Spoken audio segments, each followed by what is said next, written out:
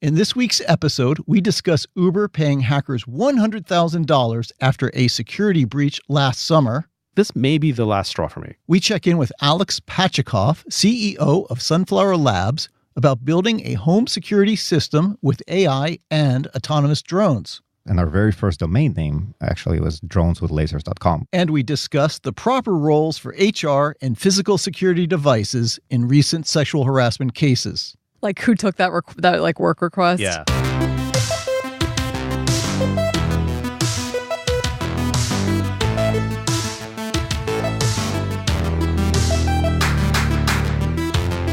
Welcome to All Turtles Podcast, Episode 6. I am Blaise Zerega, editorial guy. I'm Jessica Collier, one of the co-founders. And I'm Phil Libin, the CEO guy. And 6 is getting to a point where it's almost at that magical number where it's too hard to remember what all of them have been. I think I still remember every previous episode, but probably by number 7, I'm going to start to forget. In late 2016, Uber was hacked. The rider records of 57 million customers were stolen, as well as their drivers, their driver license numbers, so on. It was covered up. They paid hackers $100,000 to destroy the data. And it was only last month, or probably just a few weeks ago, that the company fessed up and explained what had happened. And are they still claiming that they're sure that the data was destroyed or something? They claim it was. How do you know that? Yeah, I think that's just I can't imagine how you would go about verifying that or making that step. Meaning that the hackers destroyed the data. So it was basically some kind of ransomware. They promised extra hard that they'd really destroyed the data or something. But because you always trust a hacker. This whole thing is so I'm really pissed about this. I really there's there are few things that I get more upset about in terms of corporate misbehavior than companies doing the wrong thing during a security breach or as a result of a security breach, because it makes everything worse for everyone. This is how security breaches spread. It is always wrong to cover it up, to try to make it seem less bad than it is, to not tell people, to pay ransoms. It has echoes of Equifax, which was hacked in May. 143 million people's credit records were stolen. And more, right? Because then it got worse. That's the other things. All of this stuff always gets worse than what you initially hear. They didn't reveal or tell anyone about it until September. Yeah, I've got in particular, this is a sore spot for me. We had a breach at Evernote I think it was in 2013 or something. I don't remember. And it was super painful. And we did, I think in hindsight, we did the right thing, which is basically immediately, as soon as we knew about it, we told everyone, and we actually we did a full password reset for everyone. We didn't wait for people to log in. We basically said all at once, the entire service is down, everyone's password is changed, and we had to force people to do a reset the next time they logged in. And we don't think that any data was stolen, but we couldn't guarantee that because we knew that the actual encrypted password file had been compromised. So we did a full reset just out of an abundance of caution. And it was super painful because, it was basically the equivalent of pulling the plug on your home PC and then turning it on and hoping that it boots up correctly, watching it, go through the boot process, where it's you're not supposed to do that. You're not supposed to hit the hardware reset, which is what we did because it was the only way to be sure. And we lost, it cost us, I'm sure, millions of dollars over the next couple of years. We lost a bunch of users because a lot of people don't remember their password, how do you reset it? And so it sucked. But I think we just assumed that was the thing that you had to do, that any good company would do it this way. And then at exactly the same time, the giant Yahoo breach was happening and LinkedIn and a bunch of other stuff. And everybody else, either didn't quite admit to the right thing or just kept it secret like Yahoo did for years. Mm-hmm. And people still haven't learned the lesson. Well, in fact, now I think the pendulum swung as a consumer, as a user. I just assume everything of mine has been stolen. Yeah, absolutely. I have no choice. But that doesn't mean that. So that's a super interesting, comment. I think that we have to get rid of this fiction that we can prevent bad outcomes by keeping things secret. We have to make a world where we prevent bad outcomes in the face of no secrecy. Because it's too late. There can't be any more secrets. I had in a previous life, I had top secret security clearance from the U.S. government. Company before Evernote, we were doing a lot of government security stuff, and they went through was like a 1.5-year process for me to do it. They interviewed like everyone that knew me, and they had all of my information, everything. And and then remember a couple of years ago, it came out that like everyone who went through secret or top secret clearance, like the U.S. government got hacked, and all of that information was available. Yep. So like all of the people who had secret clearance or higher, which kind of by definition are the people who are doing, useful stuff, like all of our information is now public. So for years, I've been living with this, like every hacker knows all of the stuff that, that the Pentagon knew about me when they did my 1.5-year, background check. And so I can't pretend that all that stuff is secret because I know it's not. So how do we write the world so that it's good, even though there are no secrets anymore? Well, I think it also, we'll have to recognize it, that it's only going to get worse. In other words, if you believe all the pundits and so on, in 2015, it was a $3 trillion problem. In the next 4 years, it's going to cost companies more than $6 trillion. So it's going to double. So I'm actually more optimistic about this. I actually think it's going to get better, but in a very specific way, in the sense that like it's going to get better because we need to just start creating things that don't rely on this fiction that stuff is secret, and then it's okay. Like for example, like Social Security number, right? So some of our European employees were asking me about Social Security numbers in the wake of the Equifax debacle. They're like, so you have this number, and like the government gives it to you, but then you have to give it to everyone else in order to like live your life. And I was like, yeah. And yet you have to keep it secret. Like it's somehow, right, exactly. It's somehow my problem and responsibility to keep this arbitrary number secret and to remember it and to give it to people. Like, well, that is just so poor. That is a very poorly designed user experience. Right.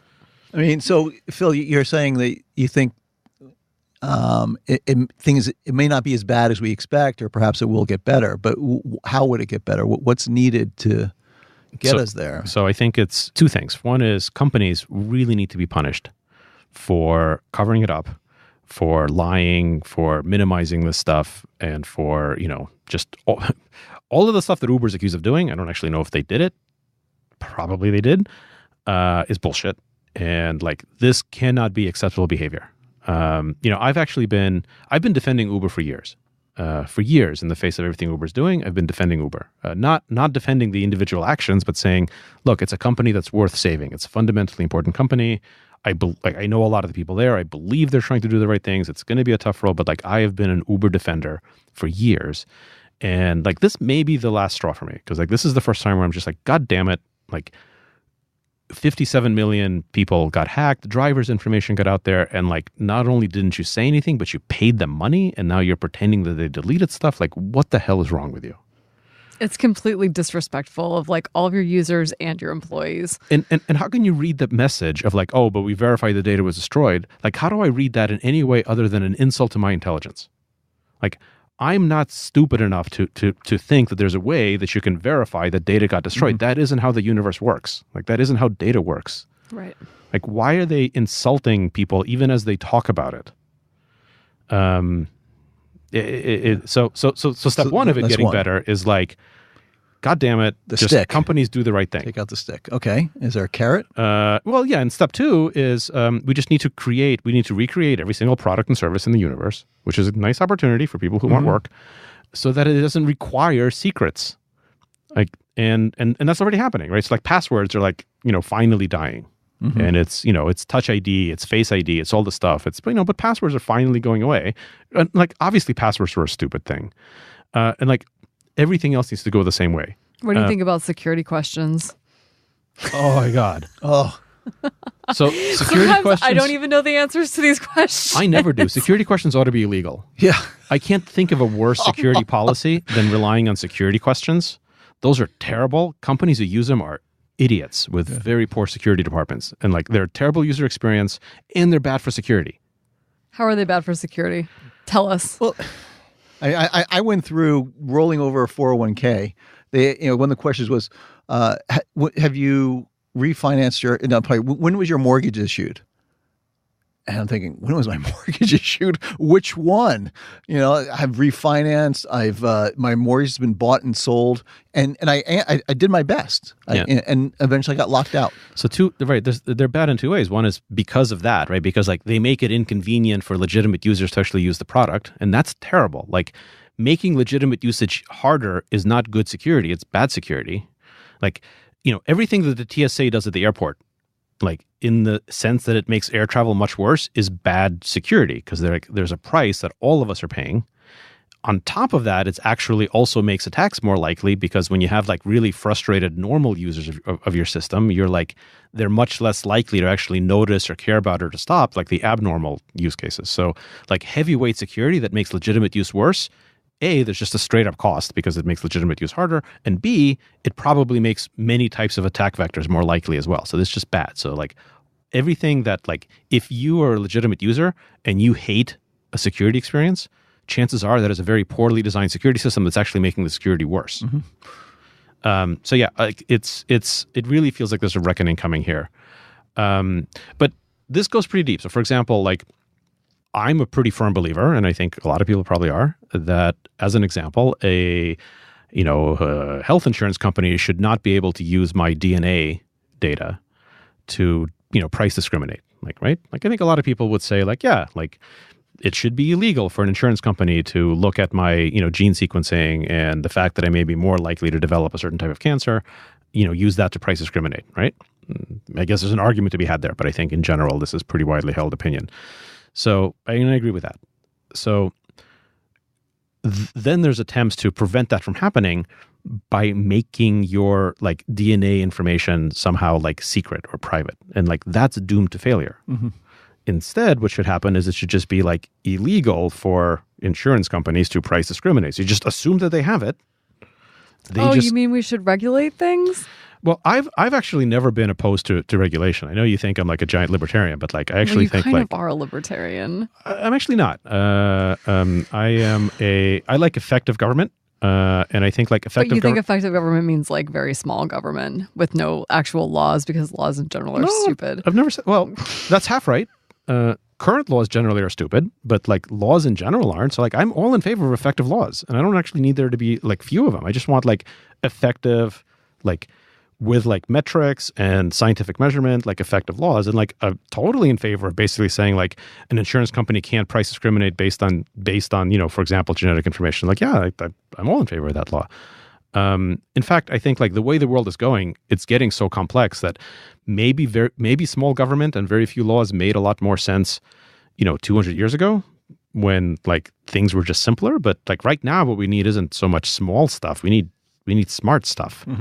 And the tip of the spear on that is all of the idiotic security theater that's going around there now. And man, that Uber story has just like pissed me off so much. Yeah, I mean, using biometrics for security is definitely more effective from a UX standpoint, from a security standpoint, but it does open up like a Pandora's box of privacy problems. And if we're unwilling to regulate it, we're in huge trouble. Yeah. We have to say, like, the big movement in Europe, for example, on, data domicile laws about like where data needs to live. Like those are, for the most part, like well-intentioned, but like kind of stupid, right? Because like they misunderstand, again, what data is. Like it doesn't matter what country electrons happen to live in. It's not actually going to make any difference in any meaningful way to say that, oh, this private information exists in a server in Germany versus in a server in the US. Like that isn't how data works. What's much more important to say, like, what are the outcomes that we're trying to prevent, and then prevent those outcomes through much more direct means rather than trying to like live in this fantasy world that says data is kept secret. And I think if I were to put an optimistic spin on my earlier statements, I was looking at the numbers on cybersecurity jobs. In 2015, there were 200,000 unfilled jobs. This year, there are 1 million unfilled jobs. Yep. And it's projected to be 3.5 million in the next four years. And so that means that people are taking it seriously. They're trying to do the right thing. And there's hence an opportunity for startups, for new smart ways of doing things, opportunities to use AI, to automate things in the network operations center, as an example, probably also to do a better job of filtering out phishing attempts, some basic things. Yeah, I'm actually very optimistic about it. And I think it's because like it needs to get so bad that it's clearly unworkable at the same time as the technology to fix it is getting mature enough where it's fixable. And like we're at that point now. Like in 2017, it's finally gotten so bad that it's unworkable, and the technology stack has actually gotten to a point where it's not fixable. So I actually think like yeah, they're still going to have lots of dramatic cases, but in general, I think that I don't think that 10 years from now, we're going to be having this panic discussion about cyber attacks and cyber hacking. I know that's like contrary to what other people think, but I think like over the next decade, this is something that moves into a largely solved issue. Not automatically, like we have to build it. Like that's stuff that we have to do. We have to make some companies, some products, and get it done. But I think it's doable, and it's being rewritten right now. Mm-hmm. Do you think the average user knows how bad the situation is? They're getting there. But like the important part is like the average user shouldn't have to know. right? I know exactly. Like this is your point like all the time. It's like with this shouldn't be my problem. Yeah. Like it shouldn't. It's not the user's job. Right. Yeah. And like, but this happens to be the core realization. This is why to some users of like digital apps shouldn't have to be experts in cybersecurity or anything. Or like, it's not my job to carry my medical records from one doctor to another. And it's certainly not my job that while doing that, I have to protect them. Like that's asinine to think that either of those things are my job. So But right now it kind of is. Yeah. It kind of is the user's job. Right now it kind of is. Yeah. But using that as the filter, basically saying like building products and companies that have their point of empathy on the user, that say, how do we make a great user experience, is also the way that you get to make really good security. So like at the end of the day, this comes down to a design challenge as much as a algorithmic challenge, which is sort of how you know that something's about to go mainstream. Is like when now it's about design. So I'm optimistic about it. I'm just pissed at Uber because honestly, like I kind of feel stupid having defended him for all these years, and then they just do something that's boneheaded. Come on over to the Lyft side. It's nice over here. Well, in San Francisco, it's like the experience on Lyft is just as good. I mean, Uber just does have a great product experience for the most part. In SF, Lyft I think is just as good. You know, other cities that's not the case. So okay, I got it off my system. Thank you. I still think that Uber is probably a company worth saving. So I really hope that they get their act together on all of this stuff.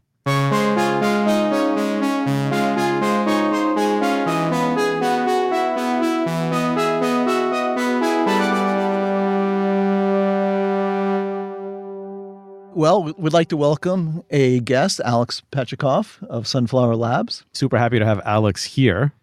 Tell us about what Sunflower Labs is. And it's not. Yeah, great. Thanks for having me. It's awesome to be here. You're our first guest, even though you probably won't be the first guest to air, because we're probably going to record somebody right after you and air them first. But you are actually the first guest in this room. You're our first guest, which is why we're so bad at this still.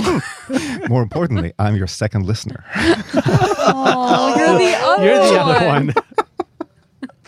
Damn it. That's right. All right, ask yourself a listener question. Yeah. What is Sunflower Labs? Well, I'm glad you asked. So Sunflower Labs is a new type of a home security system. So I thought it was home awareness, Alex. Yeah, I was going to save that segment for a little bit later, but fine. I guess it's worth mentioning, in full disclosure, that all the words on our website were written by Jessica, including the word home awareness.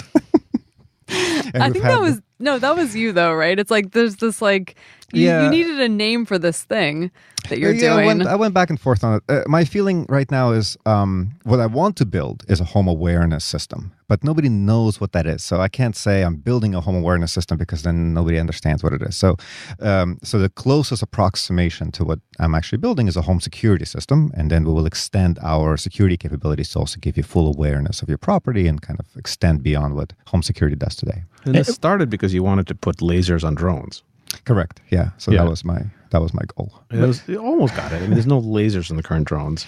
They're not lasers per se, but there's light involved and amplification and several of the words which laser is an acronym. So why did you want to put lasers on drones? Well, so this is a little bit tongue in cheek. What we wanted to do is build a system that basically is an autonomous drone that goes around your property and sees what's going on. But then we also needed to know our height, our position, and so forth. And one of the ways that we're doing it was like an early version of a LiDAR system, basically. And so just to be able to get your measurements. We're not actually using it anymore right now, but we really like the idea of calling it drones with lasers. And our very first domain name actually was droneswithlasers.com. We still own it. It still redirects to sunflowerlabs.com. That's a good name. I didn't know that. Yeah. And before we were stealth and we were hiring people, we were hiring under the domain droneswithlasers.com, which is how we got an amazing team, because obviously the kind of people who want to work for a company called dronesandlasers.com, would be awesome. I have been to your headquarters, and it is exactly what you would expect from a team that was recruited under the name of Drones and Lasers. Yep, pretty much. Yeah. And the headquarters is in a little farmhouse somewhere around Zurich. Yeah, so I guess technically our headquarters is here. So headquarters is our San Francisco office. All turtles in SF. Yeah, our R&D office, so effectively our main office in terms of number of people is in Zurich. Technically, it's a little bit outside of Zurich, so it's about 15 minutes outside of Zurich in a town called Bermensdorf. And it's right on the edge of the town, right next to a forest, because it's a house, it's a residential property. Because the system that we're building is meant for residential properties, we need it to be something that we can test around. And then the forest is helpful in case, the drone doesn't come home, then 75% chance it's in the forest. Hasn't happened yet, but knock on wood. And why Zurich, or was it Berzendorf? What's the name of the town? Bermensdorf. The Silicon Pasture. Yes, excellent. But why Zurich? Why Zurich? A few reasons. So my co-founder for this company, his name is Chris Eha. He's Swiss. He's from Zurich. Was born and raised there. We actually met in the U.S. We were college roommates when he was studying aerospace engineering. I was studying astrophysics. So Chris is the drone and you're the laser. Correct. Okay, I guess so. Yeah. Actually, he's both. I'm just CEO guy. So Chris is based out there, and we kind of had a decision to make. So we could have done the company here. He's a U.S. citizen as well, so we raised money in U.S. We could have done it basically in Silicon Valley, but we actually got really lucky, and pretty early on we got to meet kind of an extensive community of drone and robotics developers based out of this university in Zurich called ETH. It's like the MIT of Europe, effectively. So a really high quality technical university, and they're extremely well known for a lot of the drones and robotics work. I was amazed. I came over and gave me a tour of some of the drone stuff there. It's amazing the work they do. We'll put some videos of it up in the show notes, because I love saying show notes, but it's genuinely super cool. I love when you say show notes. Both of our listeners. Our other listener does too. Yeah. Where are the show notes, by the way? I don't know. I've never actually checked. I guess on the Medium post? On the Medium post. Okay, fine. I know they exist somewhere, but yeah. When I was doing research for this company, when I was deciding whether if I'm going to do something with drones, a lot of the stuff I found, a lot of the videos you watch, a lot of the really cool experiments, in the end you always see it's either ETH in Zurich or University of Zurich or another school called EPFL, which is in Lausanne. But so much of it is in Switzerland. And when we were considering doing the company, we got to meet some of the key people involved on the flight controller that we use called PX4, and the labs which are experimenting with it, and a bunch of other startups in that area. And I kind of felt that it was a stronger community for robotics. And so, that was one of the reasons we decided to try it there. So how's recruiting engineers and designers and startup folk in Zurich different from doing it in Silicon Valley? It's hard. It's a smaller scene, and there's a lot. The competition for talent is actually higher because there's less talent, but there's quite a few companies. And one challenge in particular is that it's harder to convince people to join a startup. So there's more apprehension about working for a startup in Switzerland than there is in Silicon Valley. In Silicon Valley, people go to a startup, it fails, they go to another one, it fails, they go to another one, and it's okay. In Switzerland and a few other places, you get a lot more of, I worked for a startup, that didn't go well. And then, then people just kind of, that poisons their experience. So that's hurt us. But the flip side is, there is less competition in terms of salaries for the same level of people. So somebody out here graduating from college is kind of at the peak of their game, right? It's like somebody out of Stanford with a CS degree or something is like, yeah, Google will pay you $500,000, just to do whatever. Switzerland's a little bit the opposite, right? Somebody with no experience is valued much less, even though clearly they came out from a high-tech university doing the most high-tech thing in the drone industry at the time. I couldn't possibly expect anybody to have any real experience with that otherwise. And so we're kind of, it's harder to find the people, but once you find them, I think it's actually more sustainable to maintain a company there. That's a really interesting point too, about how in Silicon Valley, there's this weird phenomenon where, if you're a programmer, you can make a pretty good living, a very good living, but you're kind of start at the peak, and then it's just like a slow process down. Like you are less marketable as an engineer with 20 years of experience than you are with 6 months experience coming out of the right school. Like, I guess it's kind of bittersweet.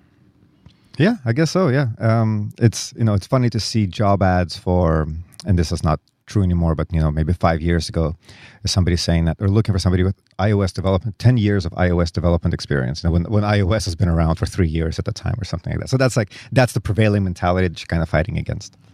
Do you think that the difficulty in getting people to join startups in Switzerland is like a cultural aversion to risk? What do you think that is? Yeah. I would say sort of culture of failure is kind of lacking, right? It's so detrimental to be seen that you failed in a startup. Whereas like in Silicon Valley, I think a really unique angle is that it's a badge of honor, right? It's like, oh, I worked for, I don't know, name a crazy startup that failed miserably. And it's like .com. Yeah, exactly. Right, like I lived through that, right? Yeah. And it's like, yeah, obviously it failed. Like obviously it was a disaster, and like but man, it was a great time. Like it was a great ride. Well, and the most common take on it is, but I learned so much. Yeah, and then like, and I've said this to people is that I'd much rather hire somebody who failed at a startup than somebody who succeeded, because somebody who failed learned some painful lessons that they hopefully aren't going to redo again. Somebody who succeeded probably is a little bit cocky, right? Like they're going to be like, no, that's as easy, But speaking of failure, I mean, hardware startups historically have had a hard chance of succeeding. Yes. And what's different this time for a hardware startup? I mean, hardware is hard, right? It's a cliche, and it's everybody says it. That the name makes sense. Exactly, I never understood it before. Software is soft. Yeah. Firmware is a little bit in between. Not too hard, not too soft. Hardware is hard. I have to say that an important difference that's taking place now that maybe wasn't the case before is much more rapid prototyping. So the problem with hardware, I think, historically is you would do something and then it'll be 3 months before you have a thing you can test, and then it doesn't work or whatever, and you have to iterate again. Now, because of 3D printers, because of you can San Francisco can do same day PCB manufacturing. So you have a PCB, a little circuit board you need to print. There's literally like a shop in San Francisco will print it to you same day and next day, populated with chips. You can test it out. So your cycle of and that used to take months. Yeah, exactly. Literally months, right? Months, exactly. And you just wouldn't know what happened, because so many times, like, we would get something that's like, oh, it doesn't work, right? And as a startup, you don't have months, right? You have to iterate over and over. So ultimately, the end problem is still there. When you make hardware and you ship it out, and something is broken, that's really hard to fix. Yes, you can patch it or some firmware or something like that. But if it's a hardware problem, yeah, like you're not going to fix it. But the steps earlier, the steps of prototyping and testing it and iterating, that's what's gotten easier. That's what's sort of the but when you're describing this phenomenon, is that general to all hardware, which I think it is, but I also think that drones have come out of a DIY movement, sort of the homebrew computing. There was people tinkering with drones, sort of like the early days of Wi-Fi. So are you leveraging the hobbyist work? You're sort of standing on, the old Turtles way, standing on the people who've come before you in some ways. Yeah. Turtles, hardware all the way down. Failed crash drones all the way down to the ground. So drones become a bit more of a platform. A lot of people say that a lot of air has been kind of taken out of the drone industry because of DJI. The DJI has done so well that they kind of like sucked up all the air as companies. Yes and no. Like a lot of consumer drones, which you use to like take a picture of you on your vacation, like that's going to be hard to compete with DJI. DJI does amazing drones, like the Mavic and the Phantoms are terrific products. But they've also kind of done everybody a favor. What they showed is that drones are safe, they're relatively cheap, they're stable, they can do many different things, and while DJI, is expanding and doing other things, they kind of dominate in one segment of the market. Now, everybody else, including us, like see opportunities in all these different verticals, right? And kind of on the back of the turtle that is DJI, we're sort of saying it's like, okay, well, like nobody's now questioning that you can do a reliable drone that flies and stays in the air and doesn't fall out of the sky randomly, right? So like that is a big thing that's been taken off the table, and now it's a question, okay, can you actually, is the utility of this correct? Is this going to be useful? Is this going to be user friendly? And like you have a different dimension of problems to address. And yeah, it's in a way like in the same way like PCs used to be. Right? And so in that process of hardware development that you were describing, where are you today?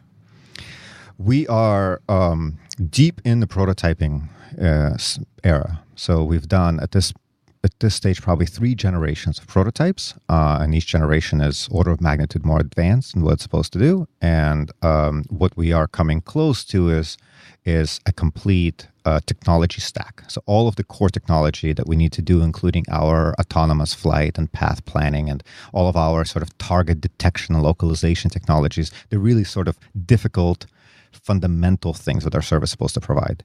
And our next stage is then to take this and to do a public beta program with real customers using a real product. And we hope to do that starting sometime next spring. How do people sign up for that? Well, you go to our website. Droneswithlasers.com? You can go there. Or you can go to sunflowerlabs.com or sunflower-labs.com. More orthodox choices. Yeah, so there's any number of other locations. And you just sign up to be notified. We will initially send kind of updates to our users about how we're doing. We just sent out a newsletter a little bit ago. But then very soon we're going to start some surveys. We need to know some things about our customers and what their properties are like, what they're truly looking for. And then from that batch, we're going to select our first beta customers and actually see how they use the system. And you just had some news recently about funding and partnership. You want to tell people what that is briefly? And the answer will probably be kind of boring, so we'll probably edit it out, but just in case, go for it. Hear that, Jim? That is true. We had some news recently.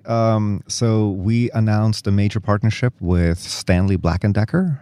Stanley Black & Decker is extremely well-known tool manufacturer. You go to any Home Depot or any store, you'll see all of the kind of top brands, DeWalt and others, and that's all. It's all owned by Stanley. It's this massive, very successful company that makes amazingly reliable tools. Yeah, they make high-quality tools that have to be really durable, have to basically live outdoors, and security products in general, right? I think that's what most people don't associate the name Stanley with. Exactly. So Stanley has a division that's called Stanley Security Solutions that is second largest electronic security equipment provider in the world. They're absolutely massive. As a matter of fact, so many people interact with Stanley things they don't even know. Like most of the automatic opening doors are actually originally by Stanley. And since we've done the deal, since I've had the logo sort of imprinted in my head, I'm walking around and I'm looking into places. I was like, oh, there's like a Stanley little box over here. There's a Stanley little door, over there. You see that logo everywhere. And so we met them. They came to us. They were interested in our technology. And, we signed an agreement to effectively work together on some future products, and then for them to be one of our resellers of our system. So we consider that a huge win. As part of that, they also participated in the investment round that we've done recently. And they're helping us along with a bunch of other fairly complicated things that we have to deal with in terms of manufacturing and components. Neat. Congratulations. Thank you. So why home security? As opposed to home awareness? Or No, just in general, like why this particular vertical? So Phil and I worked at Evernote for many years, and there's a philosophy that I sort of took away from Evernote, which I applied to this company, is that we wanted to build stuff for ourselves. Evernote was something that we built because we needed it. It was a product which I was the target customer for, and so I had a very strong opinion whether it was right or wrong, and all of us did. And that made it much easier because then, it's hard for me, for example, to make a product for an industry I don't understand. Like, there's a lot of people who do drones for agriculture, and my first question to those guys is like, are you a farmer? Like, do you actually know that you want the drone to do this? Like, if you're a farmer and you know exactly what your farm needs and you think that's a drone, that's one thing. But if you're not a farmer, that's a stretch. But home security is something I consider myself a customer. So I have a house here in San Carlos, and I live next to a forest. So my backyard basically is 350 acres of county preserve or something like that. And we have all sorts of stuff happening there. Like there's noises all the time. There could be animals, there could be teenagers, there could be teenage animals. I don't know. It's just crazy. And we just, there's no way to know what it is. Like you really can't install enough cameras to see what it is. Plus, my wife wouldn't want to have, a bunch of cameras plastered all over our property. Like at 2 a.m, it wakes me up and it's like, hey, what was that? Like, what? It's like, there's a noise outside. Like, what am I supposed to do? Like, I don't own a shotgun. Like, I don't own a baseball bat. I'm not going to go outside and look at this. I'm not going to peek out the window and not going to be able to see anything. So I thought, I'm a drone enthusiast. I have a bunch of drones. I'm going to park one outside and I'm just going to fly it out and I'm going to take a look at what the hell is going on. That was a funny thought, but drones today aren't made for that. They're not made to live outdoors. You need to fiddle with them, to get them going and pair them with a controller and turn them on and everything. And you really can't pilot them from your bedroom. It's really hard to fly. You really can't fly at night. The cameras aren't made to see anything at night. It's just like that solution doesn't exist. So as much as it was like a clever thought, like I'm going to have a drone do this, it did, there was no real option. And so my co-founder, Chris, I end up discussing this idea with him. He's an aerospace engineer. He's done a whole bunch of stuff in this field. He really understands it. And I was kind of half joking. I was like, hey, wouldn't it be cool if there's like a drone which flies around and does this? He took it more seriously.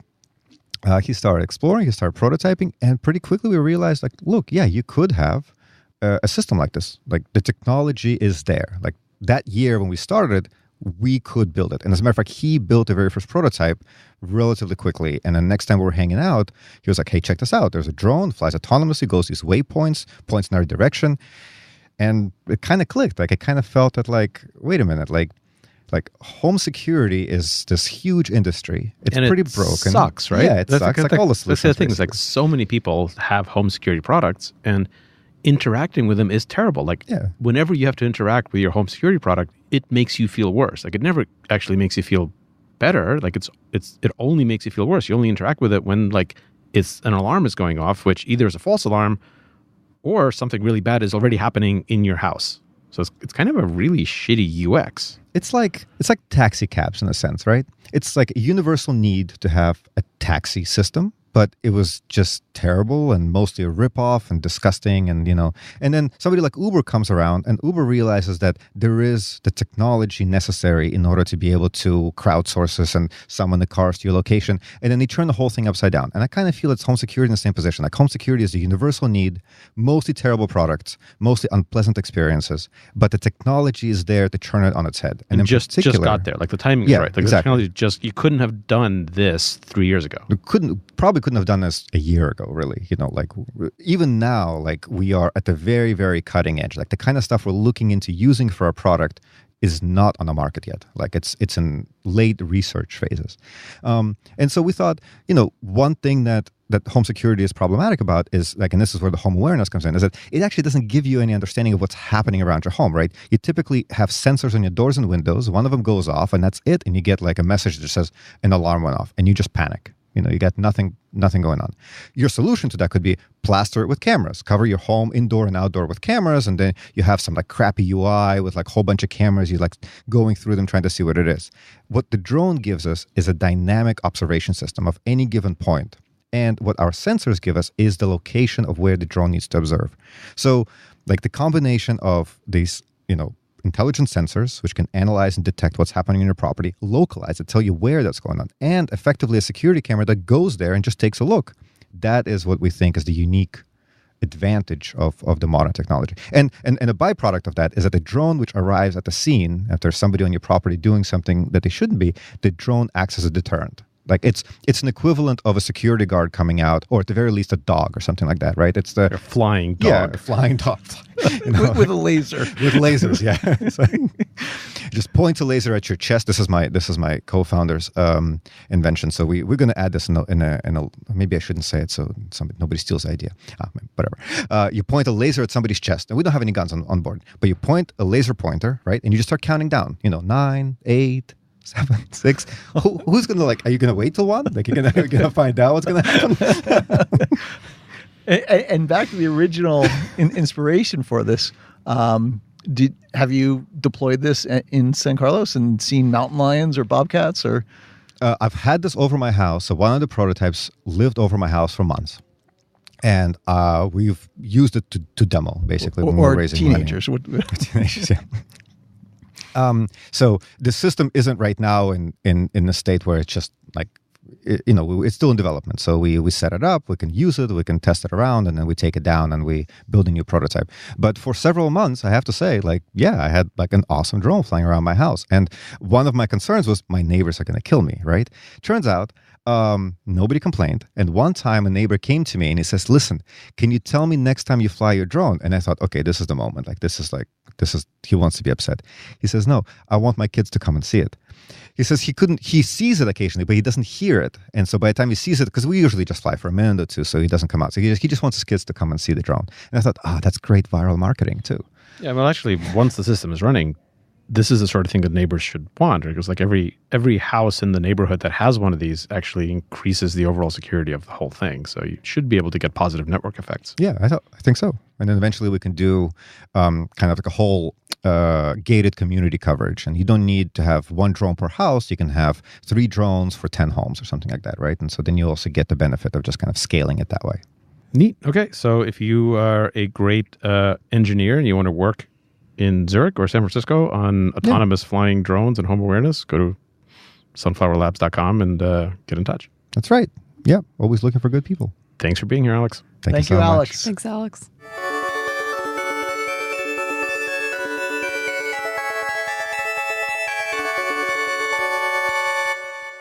So let's go to some listener questions. So I just asked for listener questions on this iMessage thread that I'm on, and we got 2 back to back. First one's from Tammy and says, Matt Lauer got fired today.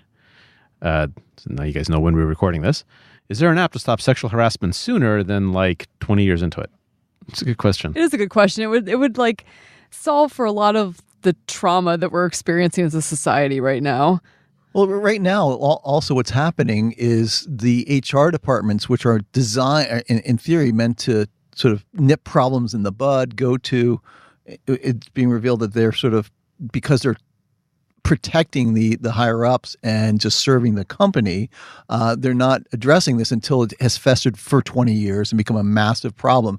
And so the only recourse are these cataclysmic, this moment we're at right now. Well, and sometimes you don't want to report things that seem borderline because you fear retribution, you fear sort of political consequences. You don't know how serious things are. You're like, am I overreacting to this? How do I know that this is a real thing that I should be talking to someone else about? Like, that is a very common problem with sexual misconduct and sexual harassment and other kinds of discrimination as well. And we should say that we are working on this, right? Well, that's what I was just going to say, is that we are working on something that we hope will encourage people to record experiences that they have so that they can identify patterns of behavior and make a decision about when and if it's the right time to actually alert someone. Yeah, there's a great team in Europe, Palace.ai, that is working on an AI for battling discrimination and harassment that still under the radar right now, but I think we'll start going into testing hopefully soon early in 2018. So actually, I do think this is an issue that AI can make a dent in. Right, and I think there are not a lot of use cases, I think we're learning, that where, bots are better than a traditional graphical interface, or bots are better than interacting with a human. But I think in this case, a bot might be a superior experience to interacting with a human. Yeah, both in terms of making the human more comfortable in describing what happened. Yeah, right. But also making the actual interview scientific, cognitively based, more likely to be accurate, less likely to have leading questions. So it's just a better outcome for everyone. For everybody. I think that's it. I mean, because this company culture is really what this is a tool to enable and build and to live. Right. All right. Question the second. I'm sorry. This question might be the only good thing to come out of like the last however many like insane weeks we've had of sexual misconduct allegations and revealings. Andrew wants to know, Phil, I hear you once worked at a physical security company. How do I install a button to lock my door from my desk? Phil and I were talking about this earlier, the button situation. I did not think it was funny then. We need to understand what we're talking about here. There's a button that Matt Lauer had installed under his desk. Allegedly. I'm not actually sure. Okay. But yeah, supposedly. That would lock the door to his office from the inside. So that no one could walk in while perhaps allegedly he was engaging in improper conduct. Which is horrendous and not funny at all. It is both funny and horrendous. No, it's not funny. It is not. That question is hilarious. This entire situation is horrific. It is horrific. It's like, it's absurdist, right? It's like, it is this idea that if it's true, somehow somebody at NBC managed to get a button wired up under the desk at 30 Rock, presumably, to do this. It's like, wow. Like, who took that work request? Yeah, like, wow. As a bank teller, I had a button under my counter that, in case I was being robbed, or when I worked at my uncle's beer distributor, another button that I accidentally leaned against a few times and the police came. You were a bank teller and a beer distributor? Yeah. You had a super interesting background. I've always wanted a button under my desk for trapdoor. I want to have a trapdoor open. We could just send all the men down through the trapdoor. Just the trapdoor, but they would just wind up on the floor below, which is not really that useful. Yeah, but they'd be maimed and startled, so that's a plus. Meh. Is there an answer to this question? I think the answer to this question is that Phil could potentially have a very lucrative alternative career. Yeah, it tells you your background in physical security. Powerful assholes. I did work at a company before Evernote, and Andrew knows this because he was one of my co-founders at that company.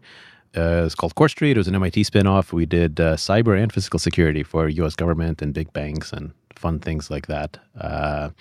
Yeah, it was great. If anyone could install a button under your desk to lock the door, we could probably have done it. Could have even made it wireless and cryptographically secure. Biometric. Anyway, I'm out of that business. Well, that's another episode done. I'm Blaise Zerega. I'm Jessica Collier. And I'm Phil Libin. This starting to feel like it's starting to click, right? It feels like we're kind of getting the chemistry going. Like, this is much less awfully painful than the first couple of episodes felt like. So good job, everyone. Thanks for listening. Thanks. See you later. See you sometime in the indeterminate future.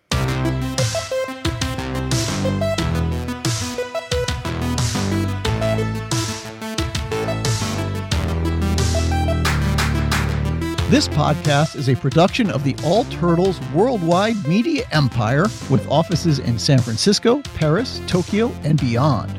Big thanks to Chris Flug for audio production and to Jim Metzendorf for editing. We're indebted to Carlos Rocafort IV and Gabe Campodonico for our podcast artwork.